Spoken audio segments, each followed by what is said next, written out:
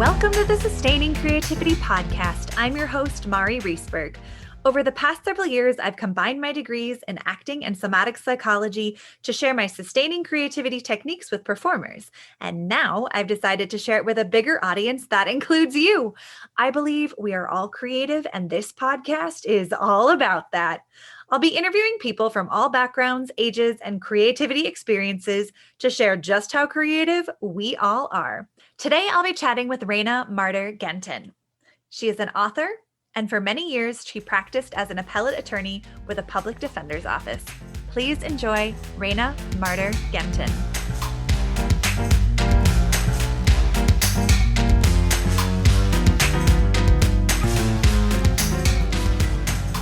Welcome to the Sustaining Creativity Podcast.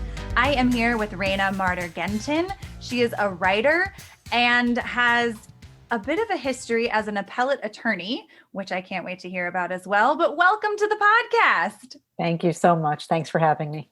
Wonderful. Well, if you wouldn't mind just letting our listeners know a little bit more about who you are and what you do. Sure. So my name is Reyna. I practiced law, as you mentioned, for many, many years. I had a variety of jobs, but my longest tenure was as a criminal appellate attorney, representing people convicted of felonies in New York State who were appealing their convictions. Mm-hmm. And I did that for, as I say, many years. Also while raising a family. I have 2 grown children. My husband and I live in a suburb of New York City. And about 2014, I decided that I'd just had enough of practicing law. And I left my job, honestly, without having any idea what I was going to do with myself. Which is kind of a fun and a challenging position to be in at a certain age. You know, I was a little bit over 50 at the time. I was 50 at the time. And, you know, when you suddenly wake up one day and say, what do I want to be? And you thought you had that figured out, you know, it can be kind of scary. And I did a lot of kind of hobby kind of things to see what might fill my time in a productive way. But in the end, it was being invited to a writing class with a friend that really turned things around for me. Mm-hmm. And I started taking writing classes. And since then, in the last several years, I'm about to have my 3rd novel published. So it's been wild and exciting and just a totally different way of life.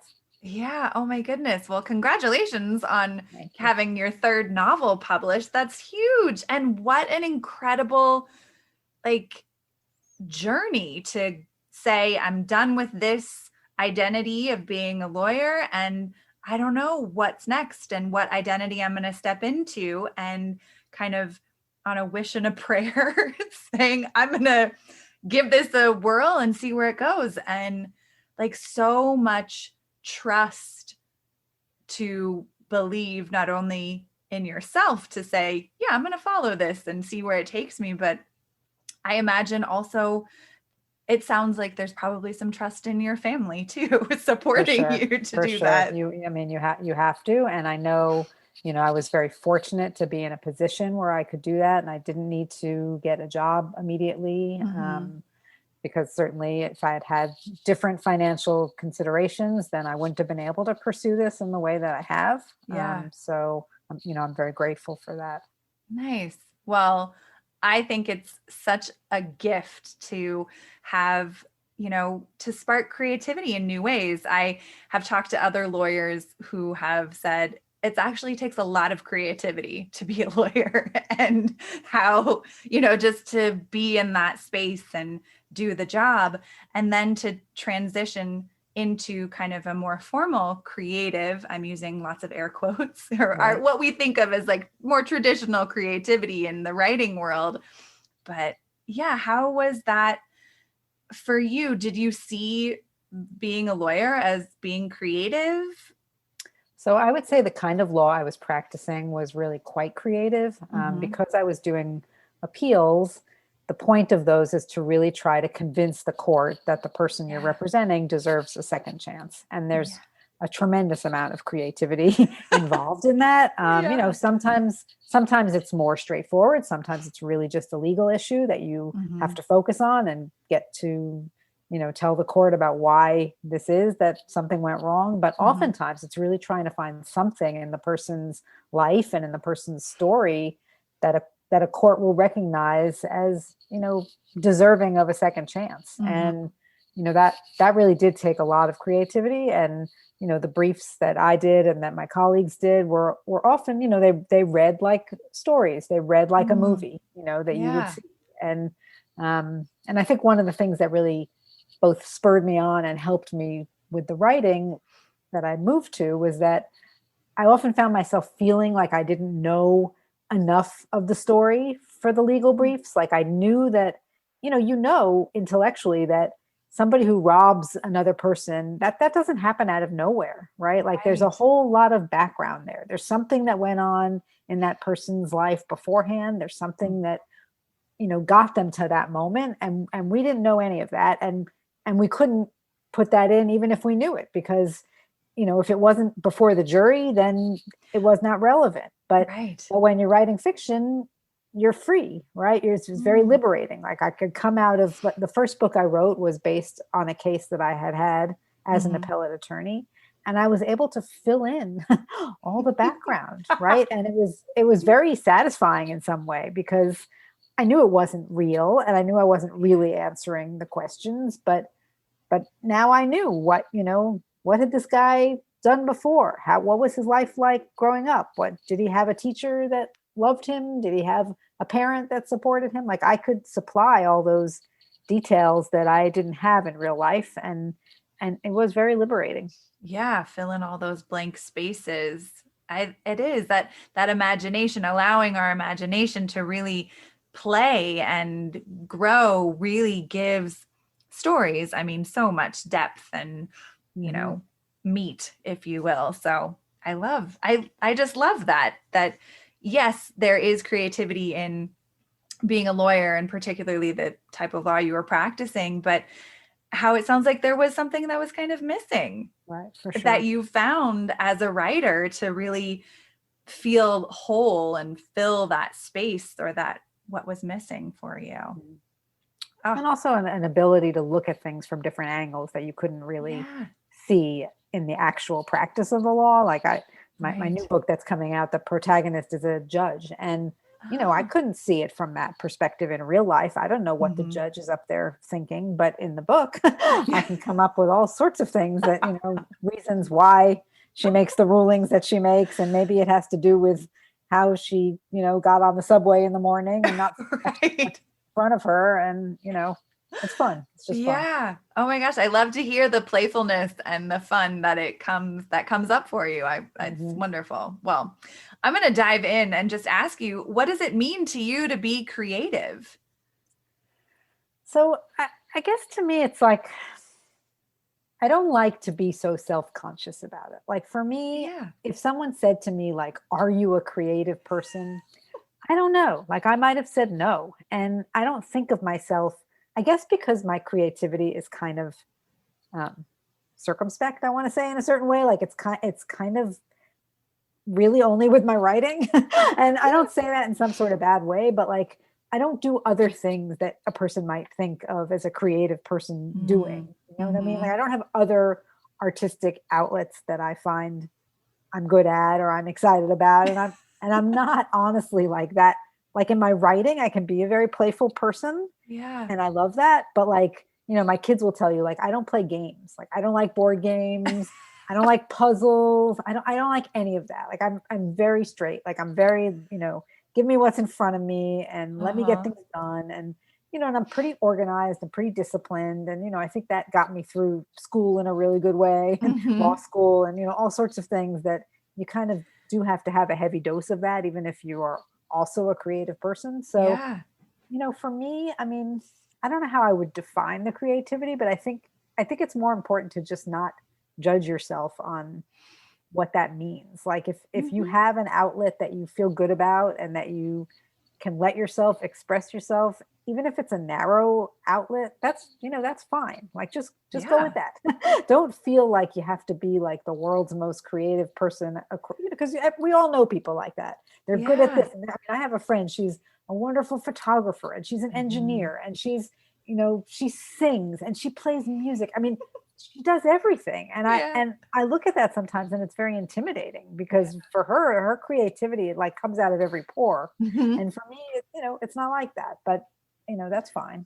So Yeah. I think you bring up a really important piece. Like our creativity can be very personal to us, and it's not necessarily, we may not share our creativity or our creative experience with the world or put it out there for others to see. It's just for us, whether it's writing in a journal or writing our own personal gratitude list or deciding to walk the dog a different route. That's an experience of creativity that we have that can be really personal. And it doesn't necessarily, it isn't, for the big show or even for other people. And I think right. sometimes we forget that creativity can be small and personal and private, and it doesn't make it any less creative because we're not sharing it with other people.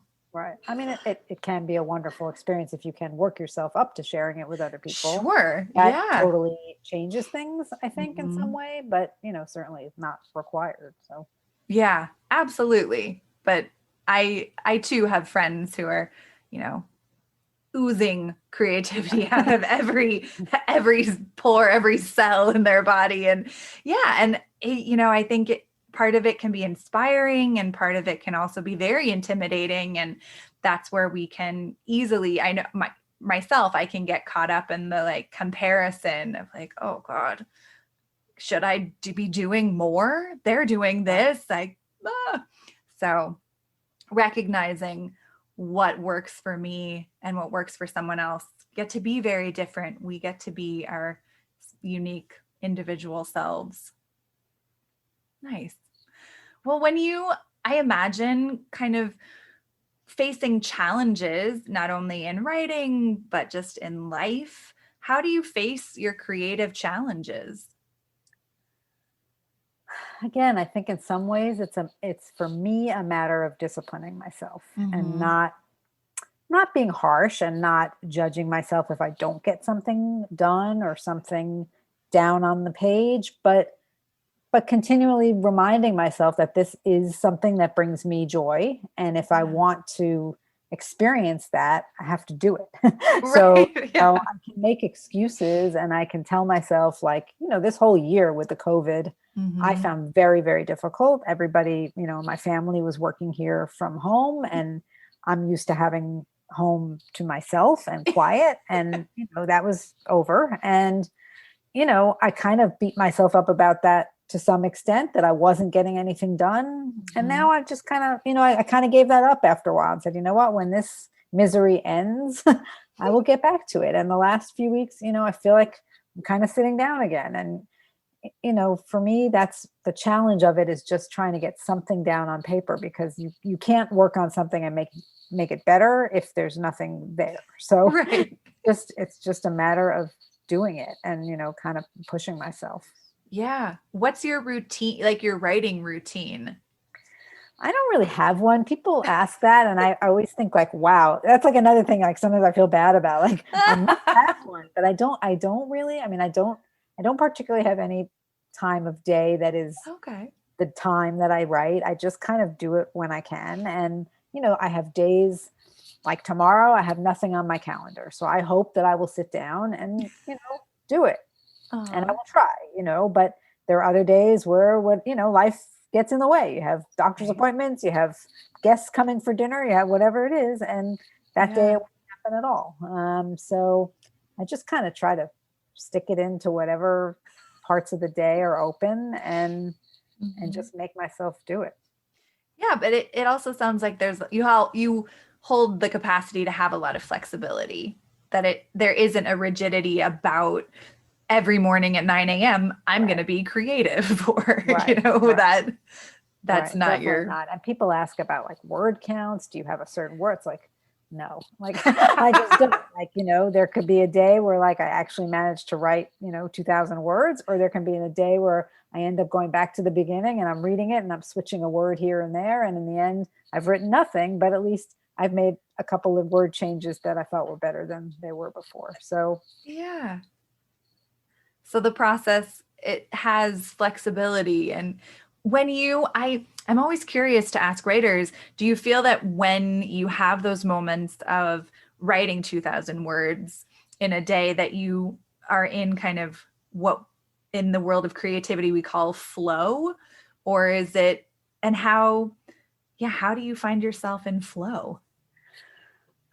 So I think it's been different with the different things I've written. I mean, there are times where I have written like a more like nonfiction, like a personal essay kind of thing, and where I can just sit down and like I'll have the idea and it kind of gets mapped out in my head and I just write it from start to finish, and it doesn't need that much tinkering after it's done because the thoughts have come to me kind of beforehand. And sometimes it's like that, and then sometimes it's really a struggle. Like I'm working on something new now, and I've just gotten like the beginning part. I sort of had the ideas, and it's I have maybe whatever it is, 40 pages, but then now I've hit the point where like a big thing has to happen in the book, and I don't actually really know what that big thing is, and like I have an idea what it might be, but until I just say in my head, like, let's try to write it that way. And then if it works, it works. And if it doesn't work, I'll scrap it and I'll come up with another thing. But it's very daunting because it's like,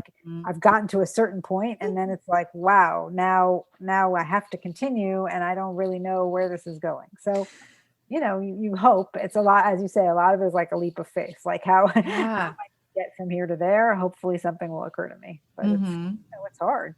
Yeah. Where do you get your inspiration for your stories? So, I mean, I would say the first book was definitely much more autobiographical than anything else has been. I had just quit my job as an attorney.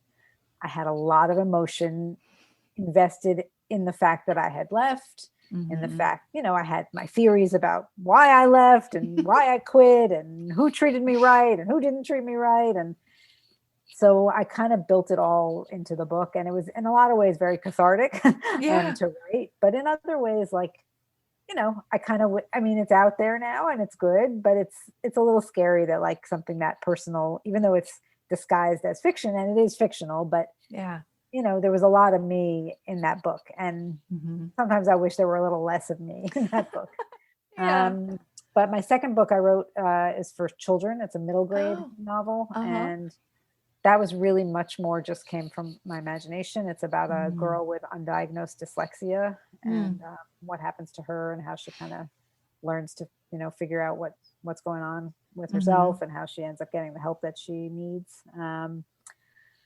So that I couldn't even tell you exactly where that came from, but I was working on it in a workshop, and I find that really, really helpful. I don't know if your listeners are involved in things like that, but for me, having a group of people that is there for me and also expecting things from me is really, really helpful. Deadlines, I'm all for it. I know some people that they don't like that, but for me, like knowing that I've got to show up with my 10 pages, and if I don't, I've wasted my time and I've wasted their time. I find that, really gives me the push that I need, which is probably why I'm having trouble working now, because I don't have any workshop going on. But so I find that really helpful, and that, I don't know. Yeah. So inspiration, I think, comes from all around, right? I mean, it's just a matter of keeping your eyes open and listening to how people talk and what they're talking about, and trying to get things down so that they're relatable and that they make sense, to you and hopefully to whoever's reading your book. So. Right. Yeah, exactly. But I really like that, what you were saying, kind of having that community, the writers community, and it sounds like that's supportive, and at the same time, the accountability piece is really, sounds like it's really big for you in your writing. It's very big for me. And it's also, it's more than that. It's also that for me, at least, like I often can't tell how something's coming off. Like when I write something, as I say, like it often makes a lot of sense to me. And it's not that it doesn't make sense to somebody else, but that, I don't realize how a character is coming out. Like this new book I'm writing is coming out. The male character, I loved him. I think he's a great character, but like the first few people that read it, they found the background I had given him just made him too unlikable. Like he was a divorced stepdad, and the way I had it originally, like he had kind of walked away, like not in a terrible way, but like he had kind of walked away from his stepdaughter. Like he wasn't having visits with her anymore. He wasn't whatever. He had kind of moved on with his life. Like it wasn't his kid. It was his, ex-wife's daughter. So like in my head, like that didn't seem so terrible. But when, I had a few people read it and they were like, he's horrible. He's just horrible. He basically raised this child and now he's completely walked away from her. And I was like, wow, you're right. Like I just hadn't thought through the way other people might read that. And like, it didn't take like a huge change to make it that, she's a teenager now. And maybe she was the one that had kind of put the brakes on the visitation or whatever. Like she was moving on. It wasn't him. He wasn't abandoning her. She was just doing the teenage thing and not really wanting so much to deal with him. So, once I changed a few facts, all of a sudden, like he wasn't so unlikable anymore. He was okay now. So, but I couldn't see it. Yeah. That's why you need readers, you need them at the stage where you're reading and you can still fix it. Like if they're reading it too late, you've already had it published and they're hating your characters. You're like, wow, that not really, so great. So, yeah. And it really sounds like your community of readers and other writers, I imagine, really helps impact and influence your creativity also. For sure. I mean, and also, just being encouraging and knowing that there are other people out there, they're doing the same thing and they're just as vulnerable as you are. And they're trying just as hard as you are. And they're suffering just as much as you are because it's hard, it's hard. It's hard. Yeah. It's hard being creative and it's hard getting it out there if that is what you want to do, the whole publishing world and the promoting and all, it's just hard work. And it's really helpful to understand that there are other people out there and that you help each other. I mean, I've been at it now, even though it's only been 5-6 years, like I'm at it long enough that, I know some of the players now, like, this time, like for this third book that's coming out, I needed to get endorsements, those blurbs that they have on the back of the book. And like, I knew enough of these women now who write in this space and who I haven't met, I haven't met them in person, but like we move in the same circles now. And they were all so helpful. Like, it's, and I would be the same, obviously. And, that's a big thing to feel like you're kind of entered a certain space where people understand what's going on and that it's important to help each other. Yeah. That's a huge piece to have those cheerleaders. Not only do you have people who might challenge some of your ideas and your writing, but also the people who really cheer you on and invest time and energy as well. And finances as well. Yeah, I'm sure that's helpful. Yeah. All of it where they're investing. Yeah. I'm really curious in terms of kind of maybe separately from your writing, what are some everyday issues that you have used creativity to solve in your life?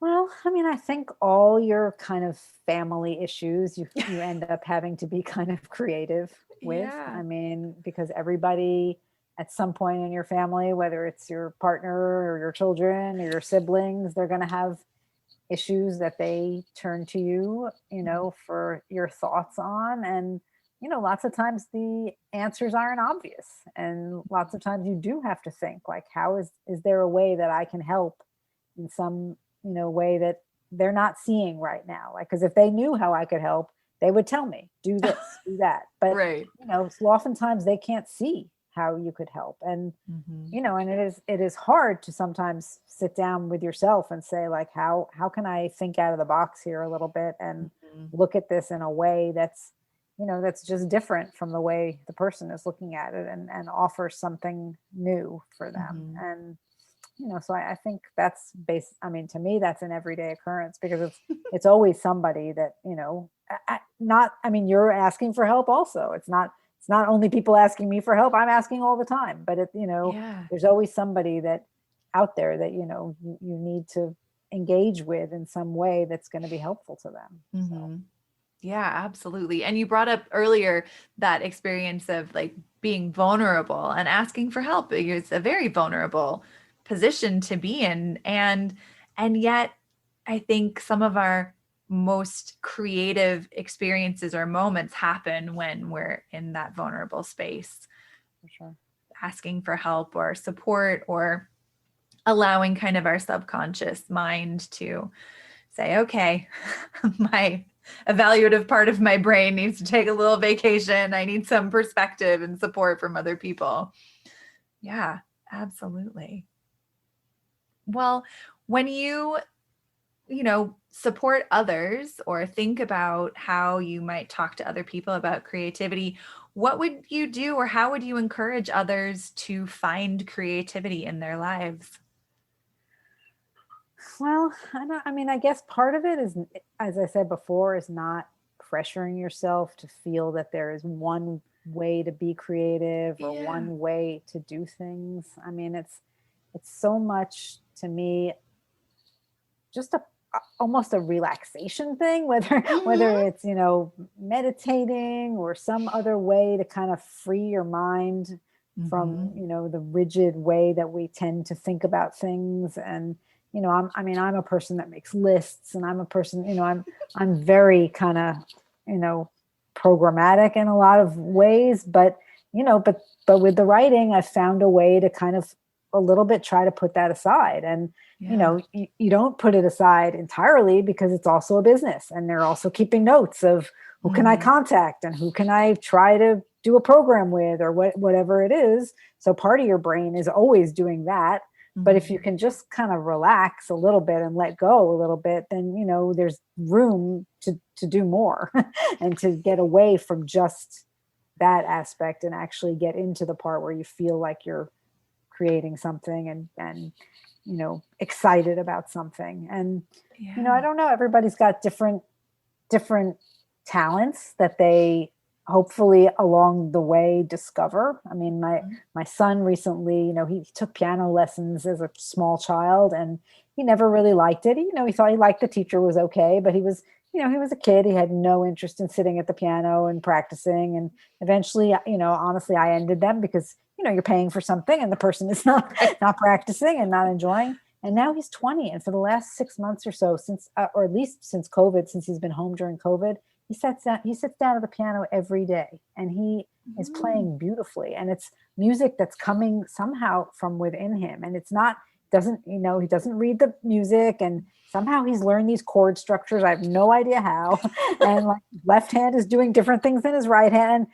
I don't know where he learned any of that from, because it definitely was not from when he was 6 or 7, because now he's 20 and nothing happened in between there. But, I think sometimes you Yeah. have to let it come in the form that it wants to come out, and at the Mm. right time. And, if I had told him years ago, like, you're being foolish not taking the piano lessons, because I can tell that you have some musical ability, which I could, but, Mm-hmm. what was the point in that? If that wasn't the time for him, and that wasn't the way he was being creative back then, Mm-hmm. would have just, it wouldn't have worked. And you have to come to things in your own time. Yeah, that's such a great reminder.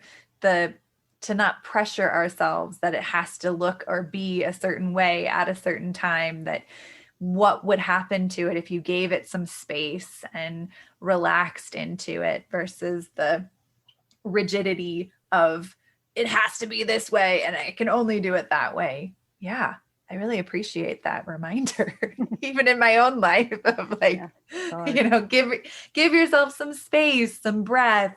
How does it want to move? Maybe it wants to show up today, maybe it doesn't. Don't judge it.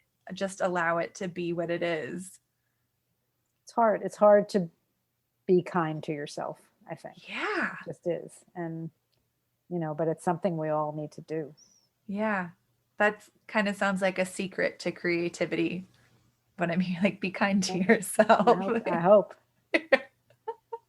Yeah, wonderful. Well, this has been so delightful to chat with you about creativity and your books. And if people want to learn more about your writing or how to get in touch with you or where they can find your books, how would they go about doing that? I would love it if they visited my website, Uh-huh. which is just my name, ReynaMarderGentin.com. I don't know. Hopefully we can get that out there somewhere. It will go in the show notes. Yes. Okay, great. The books are all up on Amazon. They can also be ordered at any independent bookstore. It's not, I won't promise you that it's going to be in the bookstore when you walk in, but if you ask for it, they will certainly get it for you. Nice. Wonderful. Well, thank you for sharing all of your creative process and experiences with us today. It's been such a pleasure. Thank you for having me. I really enjoyed it.